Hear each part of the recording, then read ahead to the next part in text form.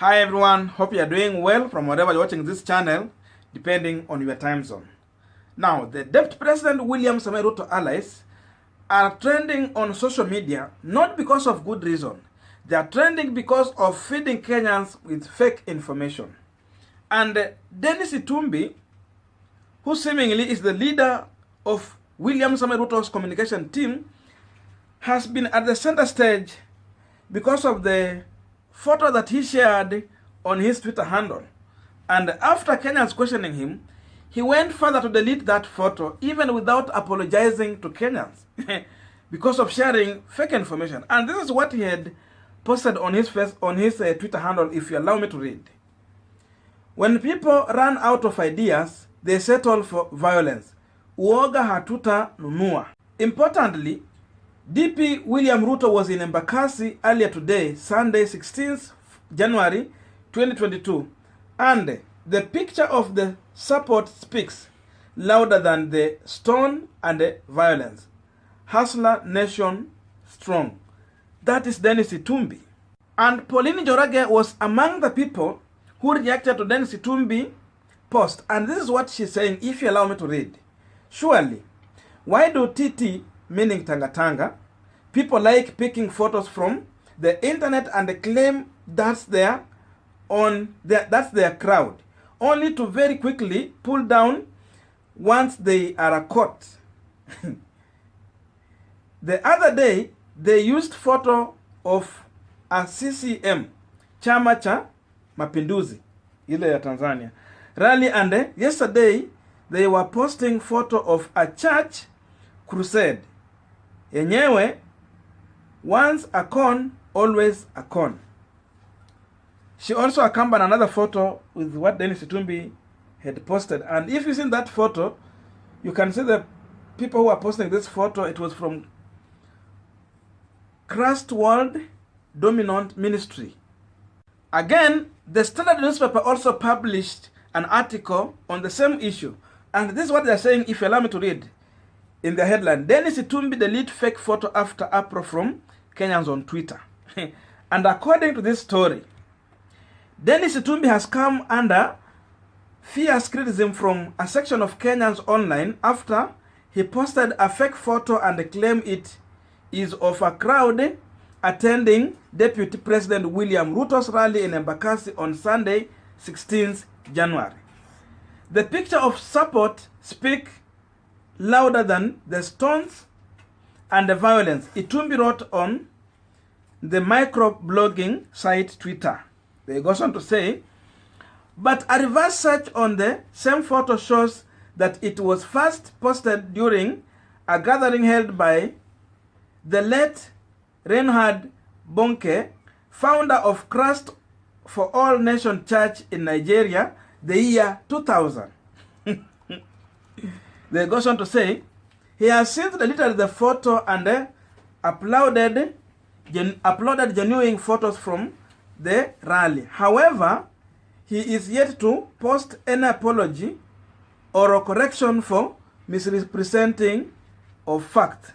Itumbi, a former digital and diaspora messaging officer at the office of the president, currently works as digital strategist in DP Ruto's Hustler Nation camp. In the same post, Itumbi also alleged that DP Ruto's opponents had run out of ideas, hence settled on violence, which the aim of shifting attention. He was referring to an incident where a crowd engaged police in running battle during Ruto's rally at the Jakaranda ground in Embakasi East. That is the Star News. Now, we are continuing with our Punchline discussion, but a quick request. You might be watching this channel, but you have not yet subscribed. So my humble request, please consider subscribing so that another time, once we release a video like this one, will always get notified. Again, to all our channel subscribers and anyone who drop comment, I must say thank you so much for your unconditional support. Again, I'm requesting you to give this video a thumbs up so that YouTube we recommend our video to more viewers. Back to our discussion.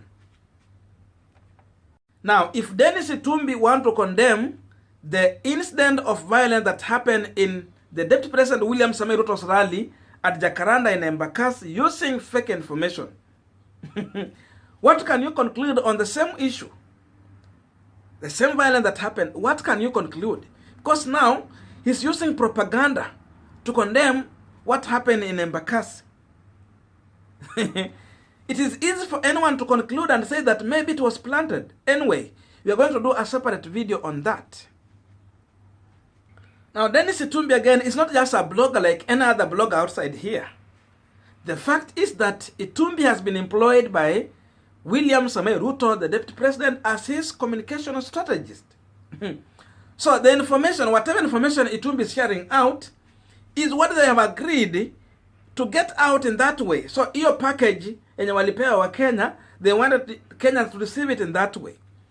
But unfortunately, Kenyans are very brave, they are very wise, they can read, they can understand, and they can conclude what direction William Samoei Ruto and his team are taking people to. Having seen this, I still don't understand those people who are still believing on what Ruto is trying to promise them. Someone who comes out with his team to share out fake information. He still come and give promises to Kenyans. And remember, Ruto has a bad reputation in fulfilling the promises that he has given all the way from 2013. A lot of promises. The worst was in 2017, where he gave so many promises, but at the end of the day, up to now, nothing has been delivered.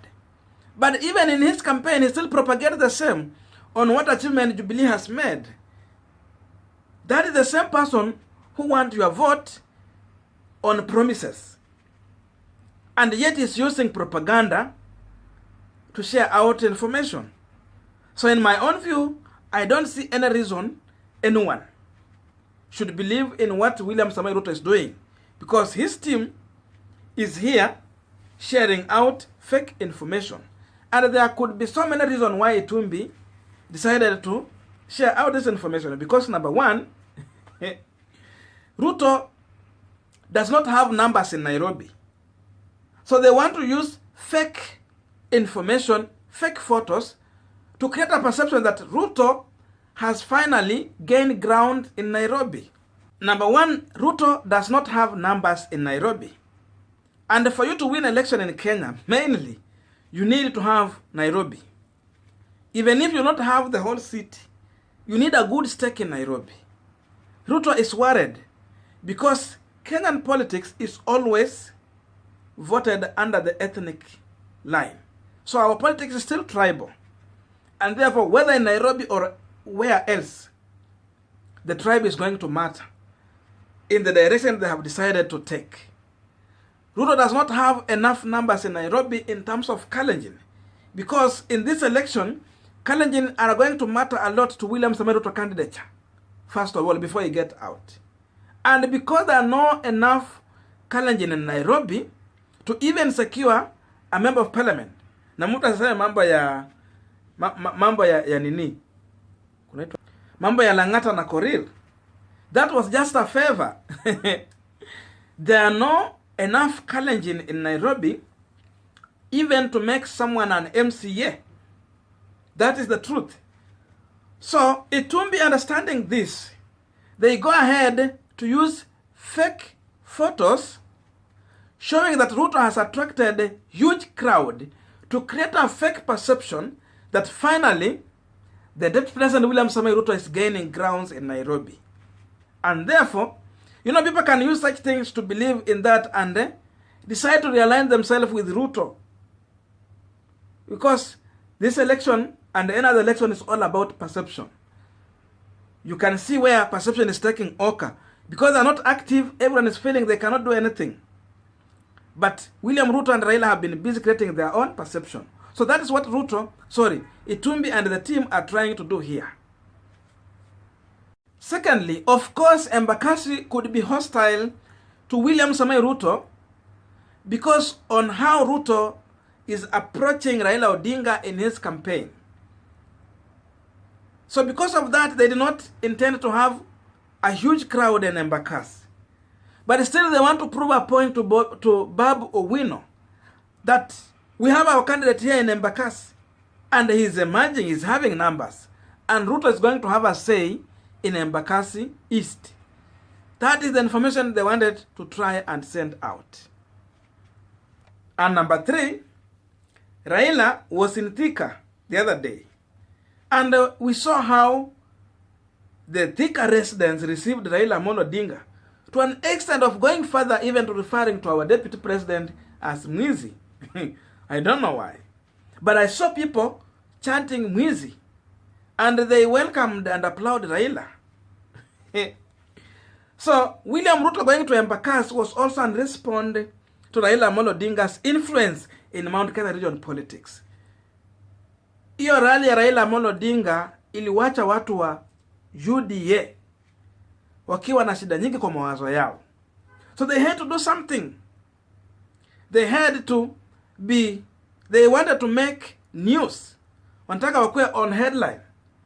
But not for good reason, but for bad reason. Ndio maana uliona walienda huko, waonyesha wako na crowd, na pia waonyesha hiyo maneno mengine yote yenye ilifanyika. I said we're going to discuss that in our next video. So Ruto is responding to Raila Amolo Odinga rally in Thika. He's showing Raila that I can also have crowd in a place perceived to be your stronghold. But the problem is, Ruto team is using fake photos, and the Kenyans can see this. That is the bad news about William Samoei Ruto team. So the use of this photo can confirm also one thing to us, that finally, Ruto has accepted that he don't have votes in Nairobi. He's accepting. Because if he has votes in Nairobi, he don't need to use fake photos. He have to use real photos. But because his bloggers are using fake photos, we are going to conclude and say that Ruto has no influence in Nairobi, and he's confirming through these photos. And because look at Raila Odinga when he was in Thika, I have never seen anywhere Raila has been out, and at the end of the day, he has shared fake photos from the reality on the ground. I have never seen that. But Ruto has a reputation. His team has always shared fake photos. If not fake photos, they are trying to make the photo to look like the people he's addressing is a huge crowd. Kuna vile wanazifanyanga pale. Edit. To look like he has attracted a huge crowd. But I have never seen these things happening in ODM. Meaning, Raila is a genuine politician. If he has crowd, he will have crowd. If he don't have, whatever he got is what he will give out. So if you are looking for a credible person between William Ruto and Raila Odinga, the choice is in your hands. And again, we can also conclude and say that Ruto amekosa pesa ya kumobilize. He has been having huge rallies. He has been giving millions of money. But now, I'm not seeing the same millions being dished out. So is he running bankrupt ama pesa ya campaign imepungua? That's why now he's running for fake photos to share. People can go ahead and conclude like that. That's why people like Pauline Njoroge are still questioning Dennis Itumbi on the kind of information he's feeding with Kenyans.